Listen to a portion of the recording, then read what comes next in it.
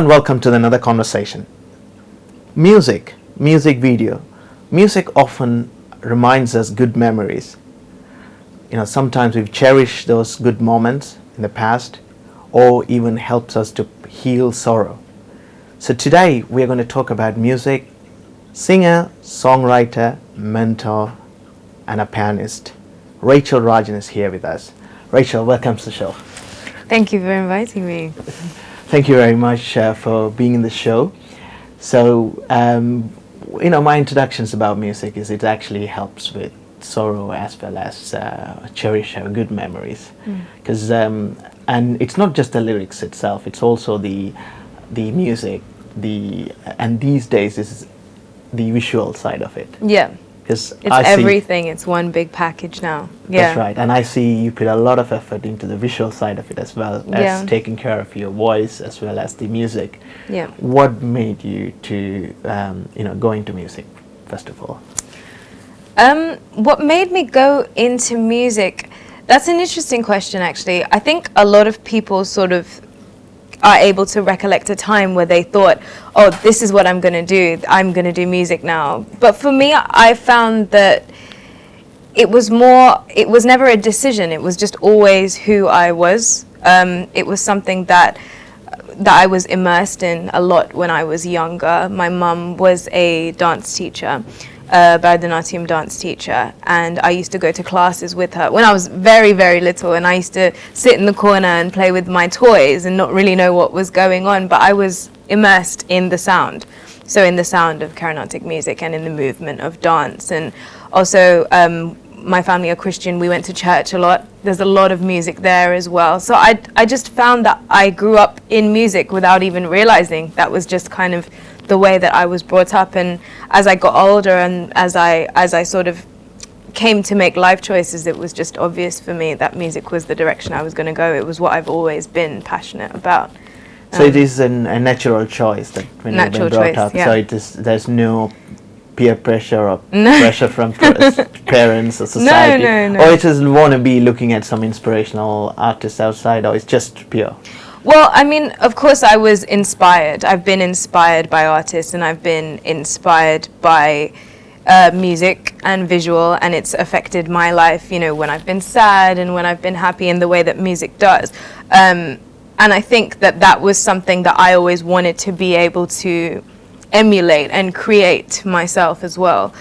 So with the music, I wanted to be able to do those things that I could see the artists doing, that I could see people I admire doing, on a closer basis, my auntie and my mum and people like that who used to sing, and with my mum with the dancing, those are people that inspire me as well. It doesn't have to be artists. Music can be found everywhere, and it can be found inspiring in all different ways. So from Carnatic music, I know one of the issues is that you don't understand the lyrics, and I don't know, most of them are in Sanskrit. So it's just the music, it's just the kind of the ragas and so on.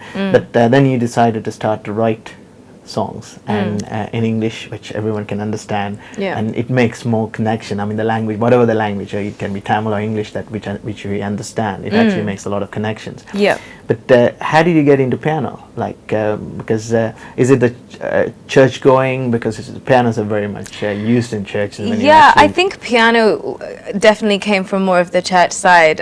We always had someone play piano for church. So every time we sing, there's always a pianist. I find that, there may be a drummer, there may be a guitarist, but there's always a piano in the church that I grew up in. So that was something that I was very used to. And I think my parents sort of gave me the opportunity to learn. They said, do you want to learn? I was about sort of 12 years old, and I said, yeah, I want to learn. So I started learning. So until 12, you haven't learned any music instruments? No, I haven't. I think the only thing that was natural from a very young age was singing. But with piano... So even singing, did you go to classes or you just sing? Singing, I think on and off I went to classes. It wasn't until, I studied Carnatic singing, so that was the first type of singing that I did. And then as I got older, me and one of my friends from school who also used to sing, we went to music classes together, singing classes together. And then university was when I had, I think, proper sort of training, formal training in singing.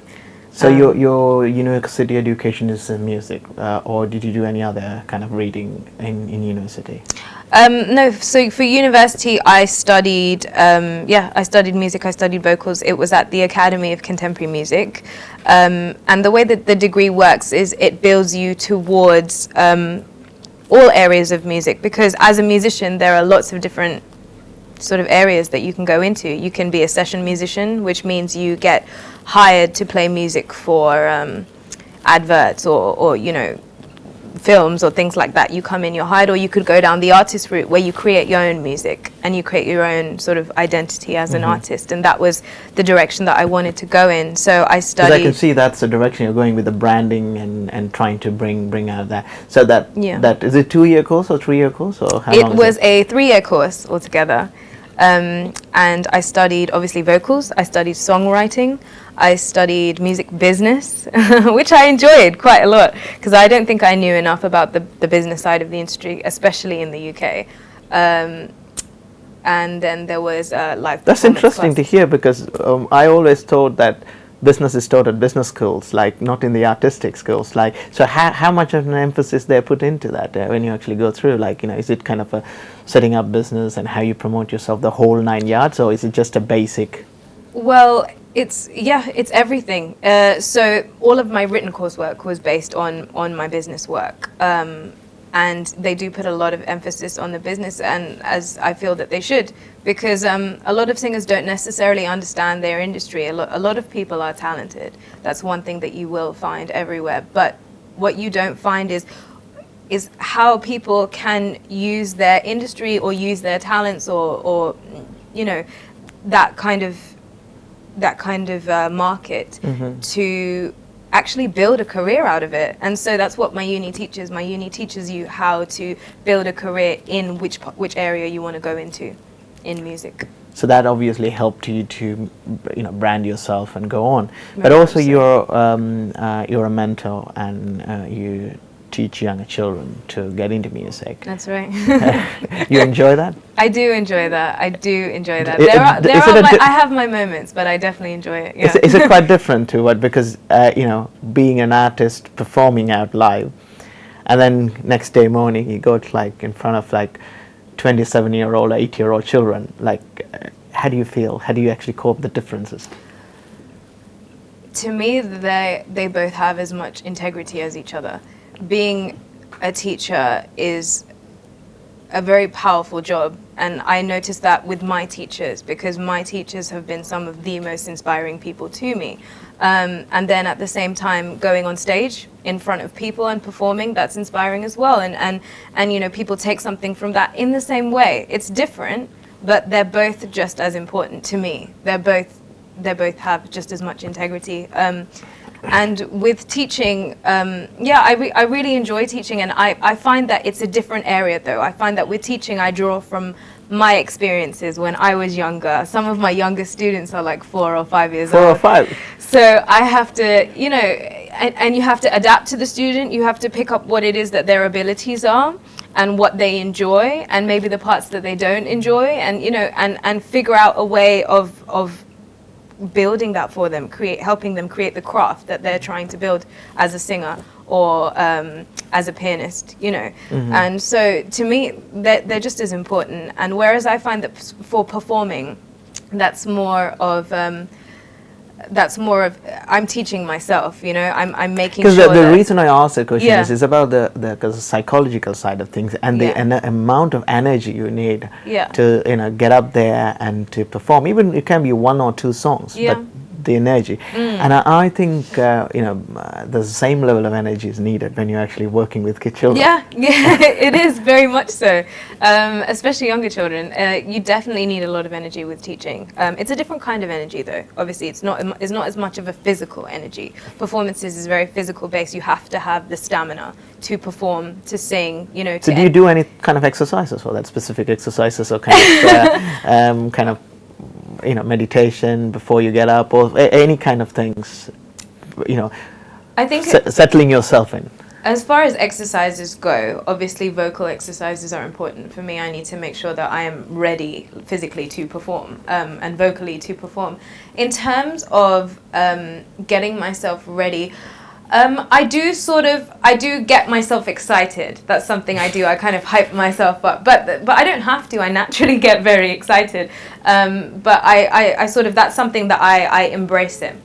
So when you're about to go on stage, you are confronted with all kinds of emotions. You know, you're scared, you're nervous, you're anxious, you're excited. You know, there's all kinds of things. And so what I find for me the best thing to do is just to allow all those emotions, like channel all of those emotions into your performance instead of trying to cover it up or trying to sort of, oh, I'm not nervous, push that away. No, you take all of it and it all goes into one thing, and then you focus that into the performance, and that's always worked for me. That's amazing. That's amazing. Be yourself and just let it translate. Yeah. I think the audience will actually get it. Yeah. So when you mentioned about your kind of the teaching side of things, you said some of the children are like 4 years old. And you know, on the discussion, the conversation we had earlier, you said you started learning music. I started late. 12. Yeah. Do you regret?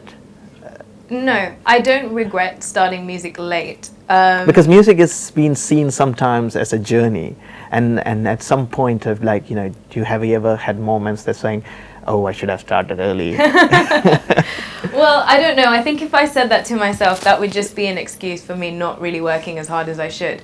But with younger children, when their parents, like, because they come with sort of questions, especially with music, it's one of those areas that people are not 100% sure of how it works. So they say, you know, is my son or my daughter too young to be learning, or are they too? And I just say, you know, the earlier that they are immersed in music and experience music, the more that they will have a chance to sort of shape, you know, what they want to do and what they want to feel in music. It's alive. Like, music is alive, and it's a journey that you go through in your life. Just as you sort of have ups and downs in your daily life, music complements that. There's music for everything. So I find that it travels with you. You won't find anyone sort of that's a lot older be like, oh, I don't listen to music, I don't like music. That's not true. You get people love music every single age. So I just find that the younger you start, the more you can experience it, the more you can get into it, even if that's not necessarily what you want to do later. Music has so many No, I just want to find out there's no regrets. I mean, because that actually helps a lot of people. It would have been good to start younger, but I think with me and also with my parents, they weren't really sure whether piano was something that I was interested in. Singing was something I've always been interested in, but they weren't sort of sure about that. So they wanted me to express interest myself. And when I started to, then they immediately supported me. But I think, you know, if you can give children the opportunity at a young age, give it to them. See if they enjoy it. See how they like it. But on the other side, I'm more keen as well. Like, people want to start late. That's not too late. No, anytime they can start. It's never too late. Like I said, with music, there's no age sort of limit. There's no gap. You don't have music for one sort of group of people. Music is for everyone. Music is for everything. And so you can start as early or as late as you want to. If you have a passion for it, it doesn't make a difference. Yeah, that's right. Like me, you can enjoy music as well at any time. Yeah, you can enjoy music. So when you said that your mother come from a Carnatic music background and a dance teacher. Dance, yeah. Do you sing Carnatic music as well, or have you ever performed in Carnatic music? I did perform when I was younger. Because I'm thinking of asking you to sing something if you can sing. The thing is, I don't think I could anymore. Right. Because it was something that I did when I was young, and I really, really enjoyed it. But when I got into sort of high school, I got more into contemporary music, and I found that was where my interest really lies. It's fusion as well, isn't it? Fusion, I would say fusion is something that maybe is quite natural. It's not something that I think about. I am obviously both Tamil and British, so there is a natural fusion, but I don't try and put it in there. It's just, I focus on trying to be who I am and what that identity is in the music, not sort of what I think it should be, or, you know, that kind of thing. So that so you take pride in that, especially like, you know, to build your own kind of brand, and it actually helps you so far. And I see that you take a lot of care or kind of meticulously planning in terms of every video that you produce, because you know, when you look at it, only one or two videos out there, because nowadays everyone is actually recording music videos one after another. They are. So it's no criticism about it, but so on the introduction as well, I said it's the holistic thing. It's the whole feel of it, the sound, the lighting, the whole how you perform in terms of, you know, the whole lot of it. So what actually makes it unique? Because there's a lot of people making videos, and what kind of the unique touch that you add into your videos, or what do you consider yourself unique in terms of producing this holistic video? Well, I mean, considering myself unique, like you said, there's loads of different musicians, so I wouldn't be able to say, like, stylistically this is something that I do and I'm the only person that does this. I don't think it's necessarily like that. I think myself as an artist is an individual, and in that respect unique. What I do bring with my videos that may be slightly different is I plan the videos from the moment that they're ideas, while they're still babies. So I literally build the entire thing up. I go through the design concept, I go through what kind of story the video has, what kind of sort of movement the video has. I go through all of those things myself first and figure out what I want to see in this project before I bring other people in, other passionate people in. And then they add to those ideas, and we eventually create something that if you have the right sort of energy around it, is fantastic. But I put a lot of detailed effort into it. It takes me a while. It can take me a good couple of months to plan the concept that I want for the video, because to me, everything that I release, everything that I put out is an expression of something that I'm trying to create, and so none of it should be sort of not taken as seriously. The visual is important. The vocals are important. The message of the video is important. All of it to me is important. So I take as much time with all of it, and I work hard to create a body of work. In the end, is what it is, in my opinion. I think that's the key, isn't it? I mean, these days it's very difficult to survive with just a voice alone, because the whole presentation matters, isn't it? To survive in the industry. Well, I mean, as an artist nowadays, you don't have people doing everything for you. You do everything yourself. So you're an artist, you know, you're a singer, you're your own booking agent, you're your own manager, you're your own promoter. You know, it's something that you have to develop as an artist. People think that being a musician means you sing or you play, but there's a lot of skills that go into it. So you will definitely recommend some kind of course that you did, because that helps you, isn't it, in terms of managing the whole thing? Because otherwise you're gifted with the voice and all the talent, but to brand it and to bring it out, so you know, those kind of courses helps, is it? Or it did definitely help, but that, yeah, it definitely helped me, because it covers sort of all areas of being an artist or being a session musician or something. It covers all of it, so you can sort of have a glimpse into all of it. How much you make of that is, you know, yourself, but sort of it does. And for me, one of the biggest things about uni for me that I really enjoyed was being around so many other musicians, like, and different musicians, you know, all shapes and sizes, all different sounds. Like, that was exciting for me, because it just opens up your view and your mind, and the way that you see music, and the way that you view music, and the way that, you know, everybody has a story as to why that they've come to music, and learning everybody's individual story, like, adds to your story. It adds richness, you know. So we are almost into the half into the interview, but everyone will be watching. Where's the music? So you know, before introducing some of your songs, like what would be the most memorable moment in your career so far? And you know, if you wanted to give a couple of lines from there, or kind of that we could actually go into one of the videos or music. So one of the most memorable moments, I suppose that's That's quite difficult. There might be many. Just take one. There are many. I set myself goals, and so once I've achieved that goal is a memorable moment, and it goes in my bank of memorable things. Okay, let's do it this way. Just take one of the videos that you're comfortable singing. One of the videos. So the first one, which was White Flag, which I really enjoyed doing. You want me to sing a bit of it? Is that what you're asking for? Yes. Sure. Let me think of a section. I can do a part of a chorus, so I could do I will go down with this ship, and I won't hold my hands up and surrender. There will be no white flag above my door. I'm in love, but no ways will be. And when we meet, which I'm sure we will, and all that was there will be there still.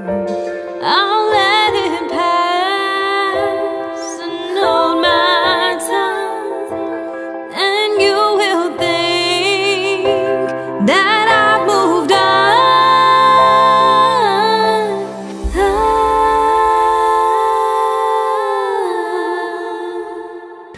So that's amazing. So the viewers can watch this video in full. So the idea is to just give a teaser. It's not the whole idea of singing the whole thing. Yeah. So it's about the memorable moments that what you consider yourself like have achieved so far in terms of a national level or kind of international level. Have you put yourself for any competition, or have you actually participated in any songwriting or singing competitions and so on? Because these days everyone looking at the X Factor and all those kind of things. Have you actually participated in contemporary music or classical music or any kind of competition? I did a while ago. I entered a competition called Live and Unsigned. Mm-hmm. So it's for young unsigned artists who want to be noticed. That was just sort of it was something that I wasn't sure about, but my singing teacher at the time was like, you should do it. It's great experience for you, I don't think it would have been something I would have done on my own, so I'm grateful to him for encouraging me to do that. And I did do that, and I had no idea what to expect, and I got to the national finals of that one, and it was incredible. It was an incredible journey. Again, in the same way that uni was. I mean, I met loads of different people. That was also my first sort of time on stage in front of so many people, because the way that the competition worked is you go through different stages, and each one is bigger, and you figure out sort of artistry and how to sort of perform in front of an audience. I think it was good. I really enjoyed it. But in terms of goals and in terms of achievements, I set my own ones. I don't necessarily follow a standard or what other people may think is an achievement. For me, I know how hard I've worked at something and how long it's taken me to get there, and how much I've had to persevere. So to me, I have specific goals of things that I've achieved. To me, the videos were achievements, because when I first started doing my first video, I had no idea. It was all based on research. I had no experience. And then when we released our first video, I got, so much positive feedback from it. So that itself is a kind of a satisfying achievement. Exactly. I mean, talking about videos. Yeah. So your latest video is the cover song, which is Teardrops. Teardrops. Yeah, I mean, this one was very exciting because I worked with a team of people. I managed to put a team together of young Tamil, passionate, up-and-coming professionals. So the stylist was, her name is Neela. She's part of NG Saris, but she was also doing the styling for the video, and she sort of took like a contemporary kind of edgy look and into the video, and just brought her creativity into it, and it was exciting. And there was the makeup artist as well, who brought her ideas into it. The director of the actual video is a friend of mine, a good friend of mine. and his name is Nirmal, and he sort of put together the basic ideas of the video, and you know, he was like, put a mood board down so I can understand all of it, and I was like, right, okay, you know, and we did it, and I'm really excited with this. The original song was by a band that was big in the 90s, and they are sort of an electronic kind of sound, and if I'm honest, the melody of the scale reminded me, the melody of the song reminded me of Carnatic scales, and it was something about that that's always drawn me to this song. And when I met the producer and worked with the producer, he also had a passion for this song, so we decided that this was the one that it was going to do. And this one's quite interesting because it brought up a lot of feelings for me and a lot of emotions for me. So I'm actually dancing in the video, which that's is the great. first ever video that I've done that for. But I felt like it went with the music. I felt like that's what it reminded me of. That's the kind of thing it brought up in me. So, okay, instead of talking about it, let's actually have a look Yeah. at it.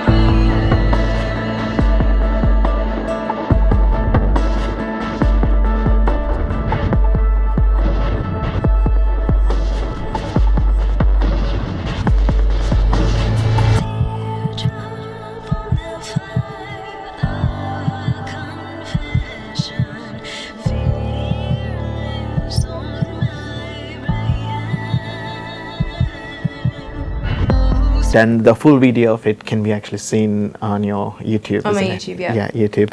So we learned about your passion towards music, but behind you something which always you wanted to speak about, the social injustices and the social issues that always you're passionate about.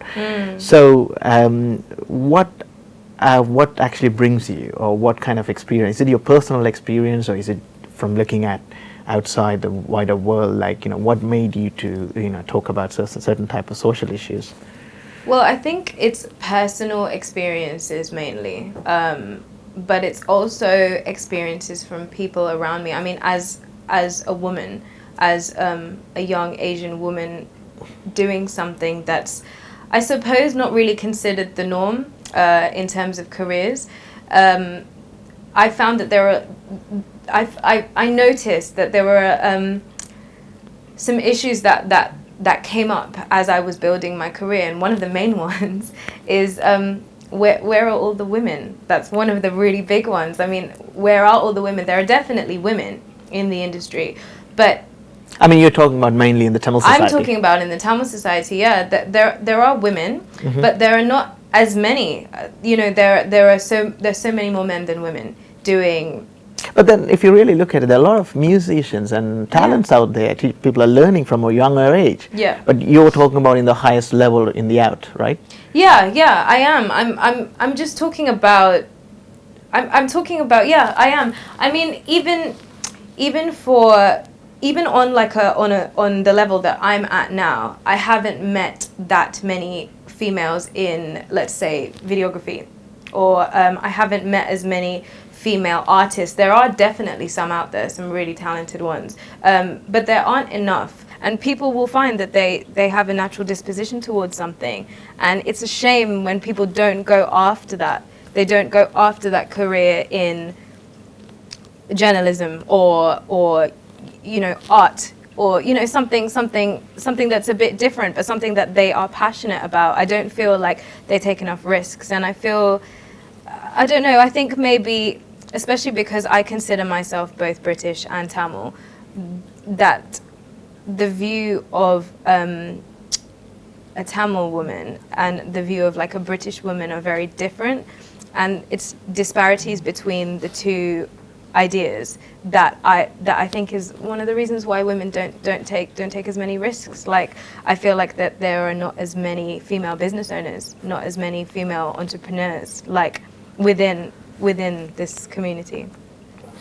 So, so what do you think as a young and upcoming artist that you could help in terms of bringing out the talent out? Like, you know, because in my own view, it's also not about the society; it's about how it's been interpreted. Because if you go 2,000 years back in the Sangam times and all, the Tamil society is so progressive in terms of, and women being placed at the center of a household in many aspects and in work life and so on. So, what do you think that you can contribute to facilitate more women come forward and take up? Because, you know, it's always easier to say that, but you've got to do something about it. Well, I mean, as an up-and-coming musician myself, I'm obviously building my own way through this industry, and I mean, I believe in women building each other up. I believe in people building each other up, you know, pushing each other's talents and pushing each other's passions. I really strongly believe in that. And so if people do sort of ask me for help, or, you know, they want some advice or whatever, I think it's one of the reasons I became a teacher, really, because I enjoy that. I think that it's important to build each other up, especially in this community. You have to build everybody up. It's important. It's not about competition, it's about unity. And I think that, I mean, what I can offer now is, I suppose, the fact that there are people trying to do it. There are women trying to do it, trying to push their way, myself included. And I think that other people should look at that and think, well, you know, it's not as scary as I thought it would be, or it's not as terrifying, or it doesn't have these horrible consequences. Maybe I should take that step.